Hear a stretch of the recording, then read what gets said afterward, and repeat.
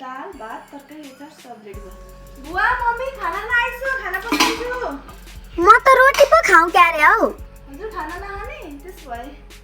म रुक्छु नि त बुवालाई खाना पस्किदिन्छु अनि हल्दा कि तर रोटी पकाइदिइहाल्छु नि त 10 मिनेट है त बुवा हजुरको पानी आज टाउको दुखिरहेछ टाउको दुखेको छ हजुरले आज प्रेसरको दबाई खाइसिन पक्कै पनि ए साँच्ची यस्तै गर्छिन् कि ल पानी राख्छु त म प्रेसरको दबाई ल्याइदिइहाल्छु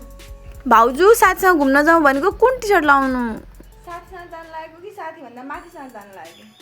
हे भाउजू ल्याङ नगर्छु न हौ भन्छु नि त मलाई भन्दा के हुन्छ त म दादा लगाएर सुनाउँछु नि त कुरा हजुर मेरो बिचको पनि सिक्रेट हुन्छ नि यार साथी मात्रै हो कि ल म भनिदिन्छु साथीसँग जानु लागेको हो भने मात्रै तुम लुगा लाउनु भनिदिन्छु साथीसँग माथिसँग जानु लाग्यो भने चाहिँ भन्नु नै फेरि के भयो फेरि सब्जीमा रस हाल्यो कस्तो पातलो भयो